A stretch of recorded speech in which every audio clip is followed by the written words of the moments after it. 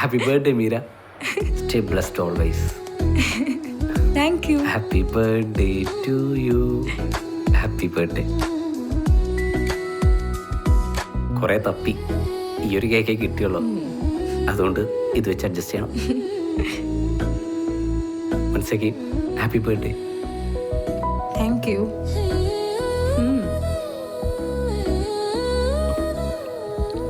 കൊള്ളാം, നല്ല കേക്ക്. കഴിച്ചോ.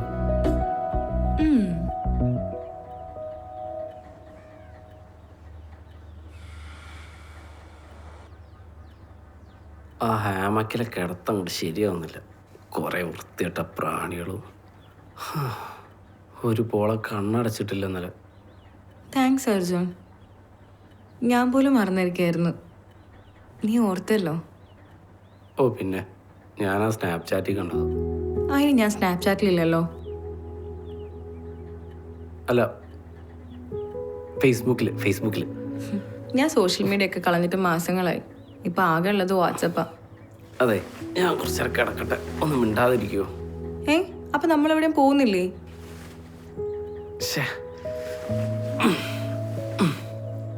എവിടെ പോണ്ടേ? നീയല്ലേ വലിയ കോർഡിനേറ്റർ, നീ പറ. ആ, ഒരു സ്ഥലമുണ്ട്, പോവാം. ഓക്കെ, ആദ്യം എനിക്ക് എന്തെങ്കിലും കഴിക്കണം, നല്ല വിശപ്പുണ്ട്. എന്നാ വാ, കഴിച്ചിട്ട് പോവാം. വാ. നീ എന്താ വിഴുങ്ങുവാണോ? അത് നീ നുണഞ്ഞിരിക്കണോണ്ടാ. അങ്ങനൊന്നുമല്ല, നീ കോളേജിൽ വെച്ച് ഇങ്ങനെ തന്നെ കഴിക്കാറ്. എടേ, കോളേജിൽ വെച്ചിട്ട് ആ ആര്യൻ്റെ അലൻ്റെയും കൂടെ ഇരിക്കുമ്പോഴേ ഇങ്ങനെ കഴിച്ചാലേ വല്ലതും കിട്ടും. ശരിയാ, നിങ്ങൾ കഴിക്കണ കാണുമ്പോൾ വല്ലാണ്ടാവും. അവരൊക്കെ ഇപ്പം എന്ത് ചെയ്യുന്നു? അവര് ആര്യം ബാംഗ്ലൂരില ഒരു കമ്പനിയിൽ, അലൻ മാൽദീവ്സിൽ ഇംഗ്ലീഷ് ടീച്ചർ. എല്ലാവരും അടിപൊളി, ഹാപ്പി. ഞാൻ പിന്നെ ആരെയും കണ്ടിട്ടില്ല. അവരെന്നെ കല്യാണം വിളിച്ചതായിരുന്നു. പിന്നെ ഞാൻ നമ്പർ മാറിയ ശേഷം ആരെന്നെ വിളിക്കാറില്ല. വിളിക്കാൻ പറ്റാറില്ല എന്ന് പറയപ്പോൾ എനിക്ക് മതി. ഞാനേ കൈ കേട്ടെ, ഇല്ലെങ്കിലേ കൈ ഉണങ്ങും. എങ്കിൽ പോരാ.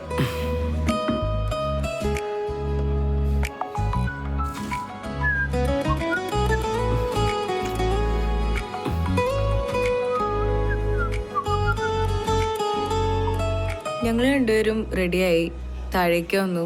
ഇവിടെ ഒരു കഫേന്ന് ബർഗർ കഴിച്ചു.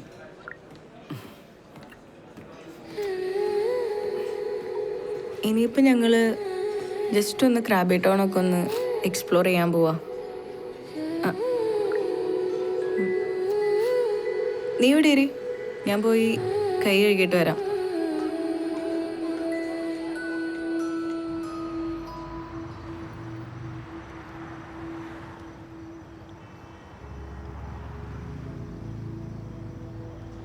എനിക്കൊരു കാര്യം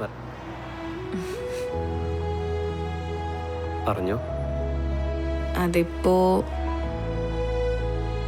ഇന്നലെ രാത്രി അല്ല, ഇന്നലെ രാത്രി നടന്നതൊക്കെ നീ എങ്ങനെയാ എടുത്തെന്നറിയാതൊരു. അത് ഞാൻ എങ്ങനെ എടുക്കണമെന്നാ ഉദ്ദേശിക്കുന്നത്? അത് വേണ്ട, ഞാൻ പറയുന്നതാണ് അർജുൻ്റെ ഫീലിങ്സ്. നീ വരയ്ക്കുന്നതാണ് പരിധി, അതാണ് അതിർത്തി, അതാണ് എൻ്റെ ഫീലിങ്സ്. അതെങ്ങനെ ശരിയാവും? നീര, എൻ്റെ ഇന്നലകൾക്ക് പ്രസക്തിയില്ല. നാളെ എന്താവുമെന്നും അറിയില്ല. എൻ്റെ ഇന്നിൽ നീയുണ്ട്, അത് മാത്രമാണ് എൻ്റെ ചിന്ത. അപ്പം നിനക്ക് എന്നെ ഉമ്മ വയ്ക്കണം തോന്നി, നീ അത് ചെയ്തു.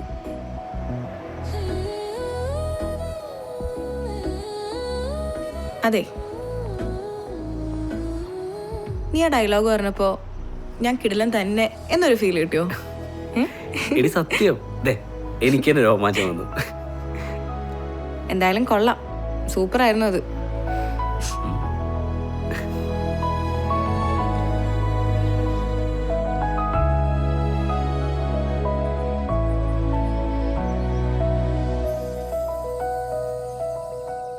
വല്ല ബീച്ചിലും പോയി കാറ്റുകൊള്ളേണ്ട സമയത്ത്.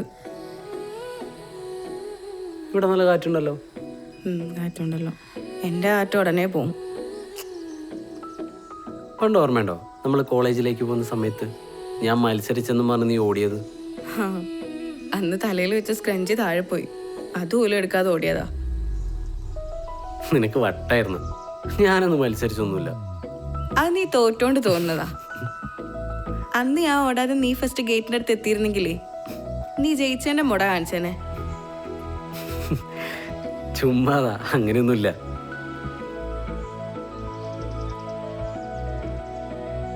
നീ ആർക്കാ മെസ്സേജ് അയക്കുന്നെന്നുള്ളത് ഞാൻ കണ്ടു. നോക്കണമെന്ന് വിചാരിച്ചല്ല, പക്ഷെ ആ സ്ക്രീനിൽ വേറെ ആരും ചാറ്റ് ഞാൻ കണ്ടില്ല. എന്തിനീ മെസ്സേജൊക്കെ നീ നിനക്ക് തന്നെ എങ്ങനെ അയക്കുന്നത്? ചുമ്മാ ഒരു കിറുക്ക്. വേറെ ആരോടും അങ്ങനെ സംസാരിക്കാൻ തോന്നുന്നില്ല. പക്ഷെ നീ പറഞ്ഞ പോലെ ആരെങ്കിലുമൊക്കെ വേണ്ടേ?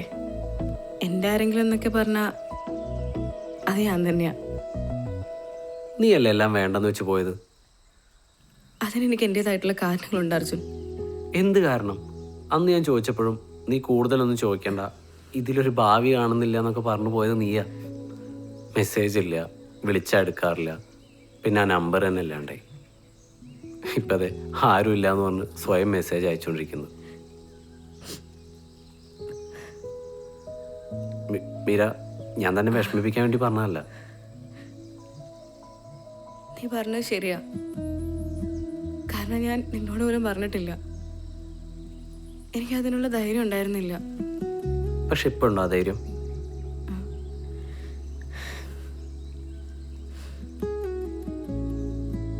എടി പതിയപ്പോ.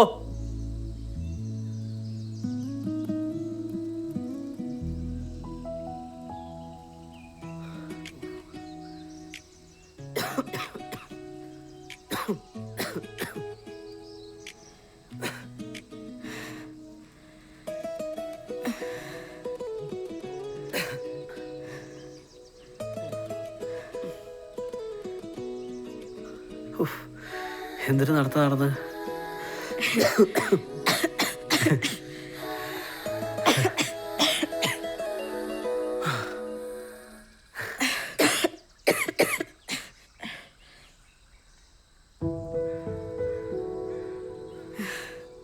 നേരത്തെ ഒരു കാരണമുണ്ടെന്ന് പറഞ്ഞില്ലേ? അതെന്താണെന്നറിയണ്ടേ? നീ ഹണ്ടിങ്ടൺ ഡിസീസ് എന്ന് കേട്ടിട്ടുണ്ടോ? അത് വന്ന എൻ്റെ അമ്മ മരിക്കുന്നത്. അവസാന നിമിഷം സ്വന്തം ഇഷ്ടത്തിനൊന്ന് ചലിക്കാൻ പോലും പറ്റാതെ, അച്ഛനെ തിരിച്ചറിയാൻ പോലും പറ്റാതെ, ഈ അസുഖത്തിൻ്റെ പ്രത്യേകത എന്താന്ന് വെച്ചാൽ അത് പാരമ്പര്യ. മറ്റൊരു പ്രശ്നം, ഇതിന് ചികിത്സയില്ല. പിന്നെ മരണസാധ്യത ലക്ഷണങ്ങൾ കാണിച്ചു തുടങ്ങിയ ഒരു 10-20 കൊല്ലം. അതിൽ അവസാനത്തെ ഒരു 5-6 കൊല്ലം അമ്മയെ പോലെ.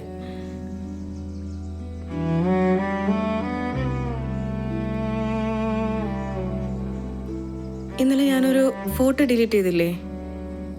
അതിലെന്താ പ്രശ്നം എന്നറിയോ? അതിലെൻ്റെ ചുണ്ടിനൊരു ചെറിയ ചരിവുണ്ട്. ഈ മസിൽ സ്പാസം പോലെ വരുന്നതാ ഇതിൻ്റെ ആദ്യത്തെ ലക്ഷണം. ഇത് തിരിച്ചറിഞ്ഞ ദിവസമായിരുന്നു നമ്മൾ അവസാനമായിട്ട് കണ്ടത്.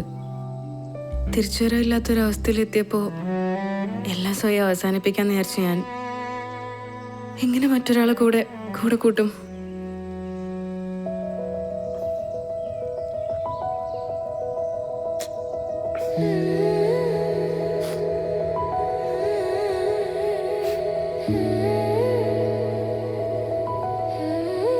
മീര, കഴിഞ്ഞ ദിവസം ഞാൻ പറഞ്ഞില്ലേ, നിന്റെ ഇന്നുകളെയാണ് ഞാൻ ഇഷ്ടപ്പെടുന്നത്. ആ ഇന്നുകളിൽ നിനക്ക് രോഗമുണ്ടെങ്കിൽ എൻ്റെ ഇഷ്ടം കുറയും തോന്നുന്നുണ്ടോ? അർജുൻ, സ്നേഹിക്കില്ലെന്ന് ഞാൻ പറയില്ല. പക്ഷെ നീ എന്തിനാ നിന്റെ ജീവിതം കൂടെ? നീ ഉണ്ടെങ്കിൽ ഒരു ജീവിതമുള്ളൂ എന്ന് വിശ്വസിച്ചിരുന്ന ഒരാളാണ് ഞാൻ. ഇപ്പൊ ജീവിച്ചിരിക്കുന്നുള്ളൂ. ഈ 2 ദിവസമാണ് ഞാൻ ഭയങ്കര ഹാപ്പി ആയിട്ടൊന്ന് ജീവിച്ചത്. മീര, ഞാൻ ഇന്നും ഇപ്പോഴും നിന്നെ അതേപോലെയാണ് ഇഷ്ടപ്പെടുന്നത്. ഇവിടെ വെച്ച് കണ്ടത് ഒരു നിമിത്താവും. നിന്റെ സുഖത്തിലും അസുഖത്തിലും കൂടെ നിൽക്കാൻ നീ എന്നെ അനുവദിക്കണം.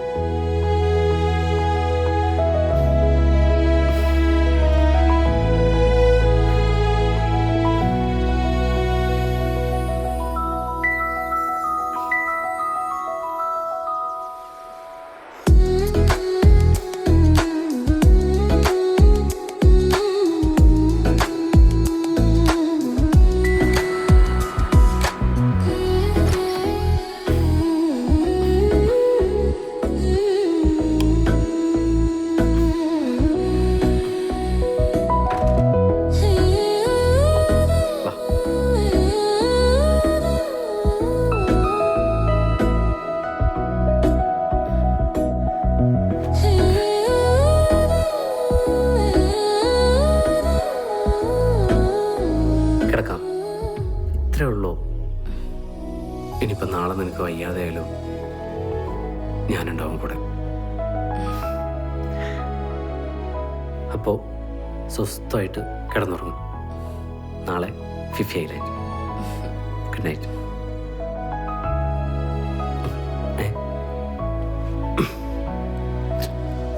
മേലല്ല അസുഖത്തിനെ പറ്റി തമാശ അറിയരുത്.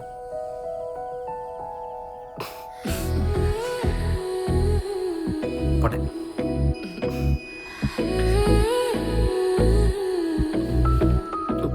അയ്യോ,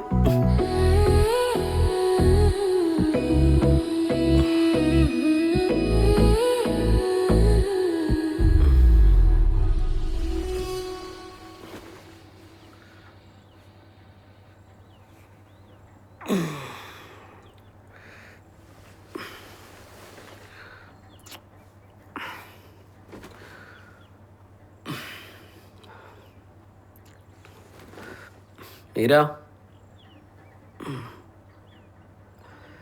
മീര, മീര,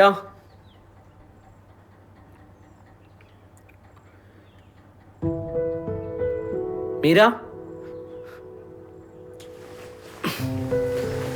ഛെ.